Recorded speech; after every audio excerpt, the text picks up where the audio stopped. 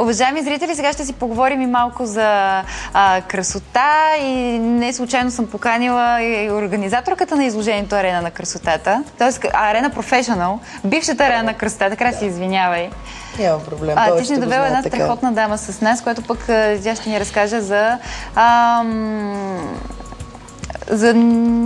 едни продукти за красота. Иновативни при това. Иновативни продукти за красота. Здравейте, добре дошли. Нека да започнем първо от там да ни разкажеш какво се случи на тази годишната Арена Professional. Имаме страхотни кадри. Много се радвам. Да, ще ги видим. Даже сега колегите ще ги пуснат. Разкажи ни какво беше по-различното тази година. Страхотен бум. Всички говорят за това изложение. Не само хората, които са посетили това събитие, ами и хората, които са излагали на него. Всичките са страшно запалени.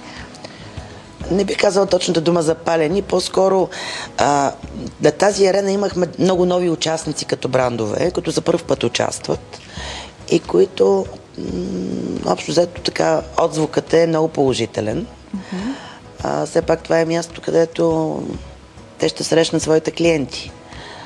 Тъй като... И клиентите срещат тези хора, които искат да ги направят красиви. Да, включително и вчера изпаднах в една ситуация с един продукт и моята маникюристка каза: "Ма това откъде го взе?"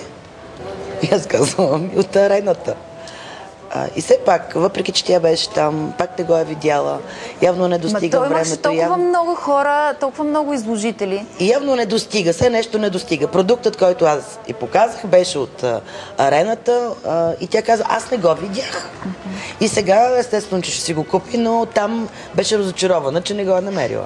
Това, което мен ме впечатли, между другото, вече виждаме кадри от арената, може пък и да ги коментираме междувременно. Това бяха едни модни шоута. Да. По-скоро, ако не се лъжа, видях Васил Атанасов, арт-директора на Haute Coiffure Française, на Haute Coiffure България, арт-директора. Направиха уникален Look and Learning семинар. Изключително така, и за мен е чак, мога да кажа, впечатление, въпреки че не съм професионалист, аз съм организатор.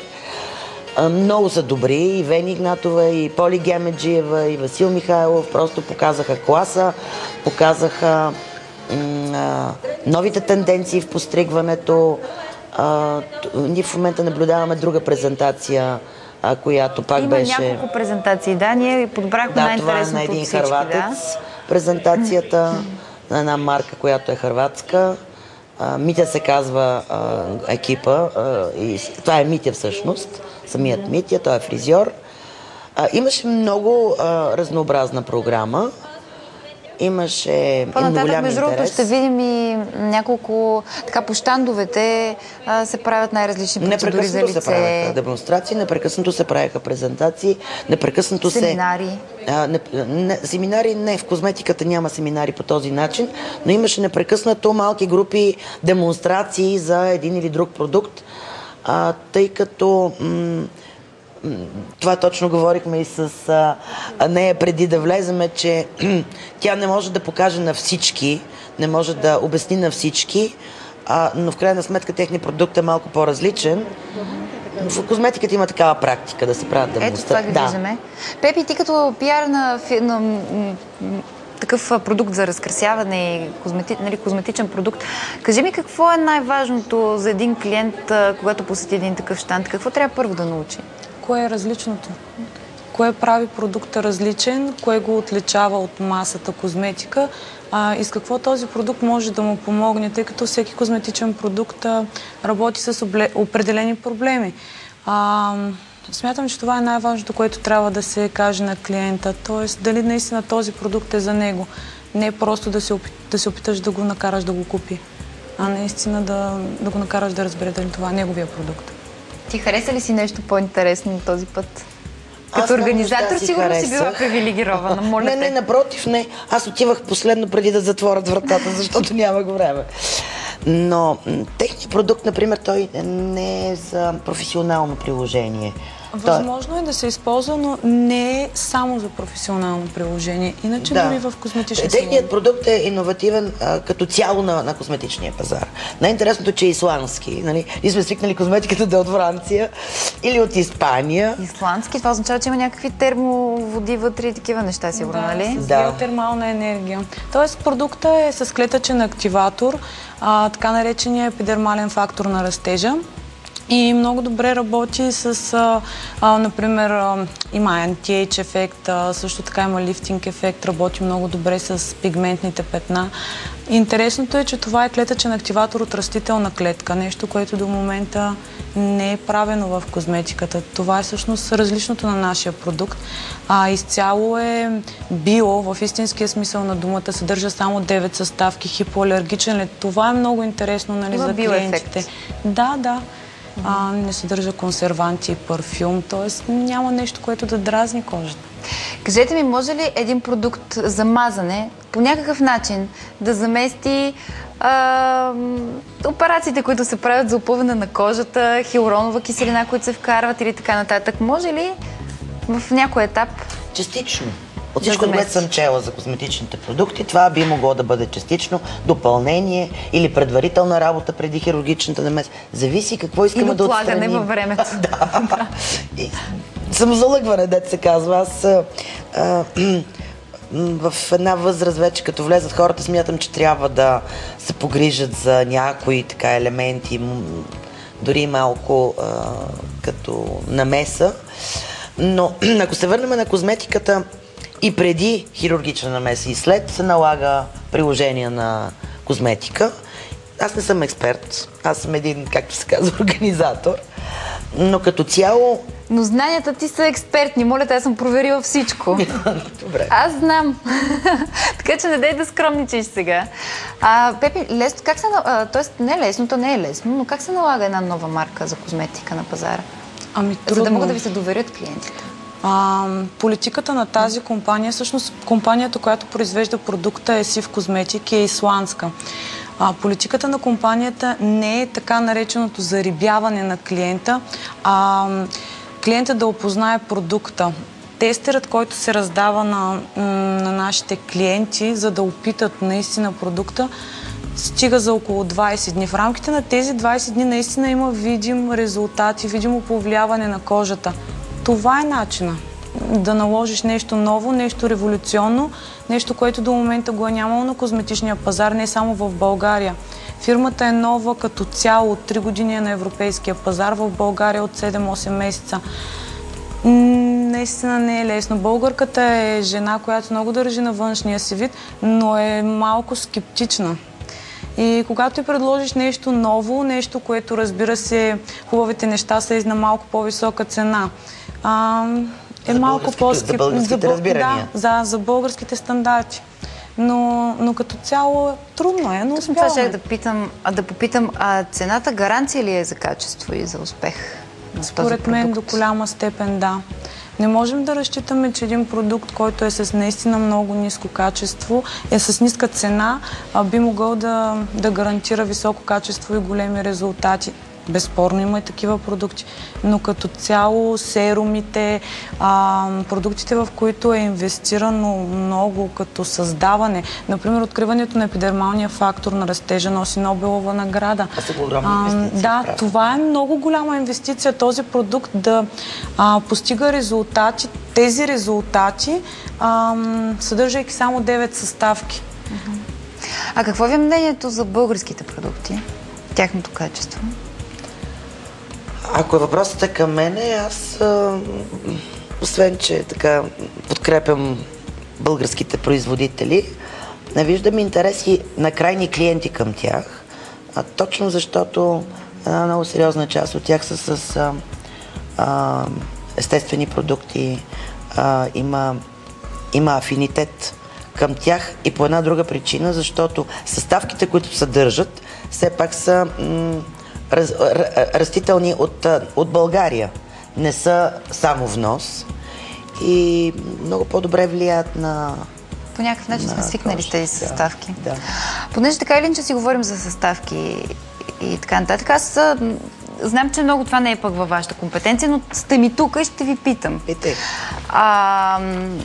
Така в последно време стана известен два случая, за щастие не са в България, в Англия, на две жени, които едната в момента е в кома, не знам дали се е събудила, другата почина, момиче на 17 години от боя за коса.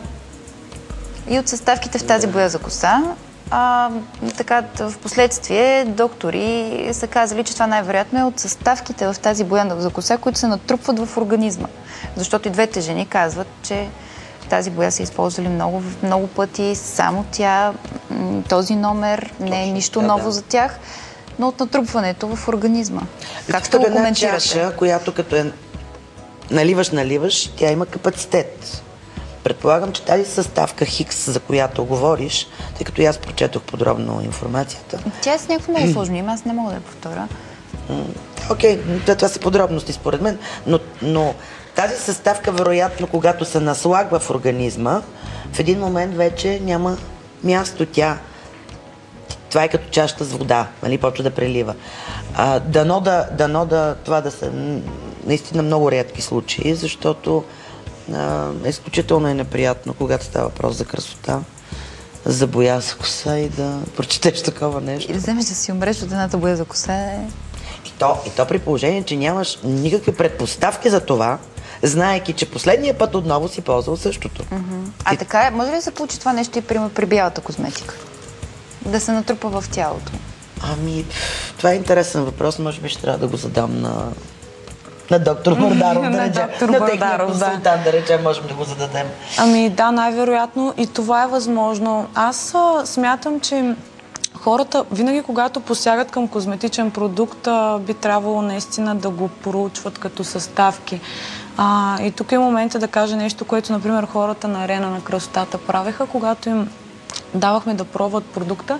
Имаше много жени, които си го слагаха на ръката и се разхождаха по другите щандове и се връщаха при нас, тъй като казаха: аз знам, че моята кожа е много чувствителна, аз знам, че много често реагирам на алергии. И това е начинът да се предпазим. Но в случая, който ти описа, не смятам, че можем да направим нещо. Между другото, тук може би е добре да кажа, че всеки фризьор е длъжен да препоръчва да тества боята на клиента на същия принцип. Те си имат начин. Когато обаче говорим за боя, която се поставя вкъщи, това е риска на клиента, който не си тества, който не се е информирал какво би могло да стане при ползване на най-съща боя 10 години. Така че има едни много такива тънки професионални моменти, които аз винаги съм казвала, че не мога да се боядисвам вкъщи, че не мога да си правя ръцете, не защото съм некадърна, защото смятам, че ето такива едни неща трябва или да ги знам, или да се доверя на професионалист. Да направим един преход към маникюра, който в момента виждаме. Направихте едно страхотно състезание за ноктопластика, нали? Да. Аз специално не съм доволна, защото не можахме да събереме достатъчен брой участници за 3D дизайна.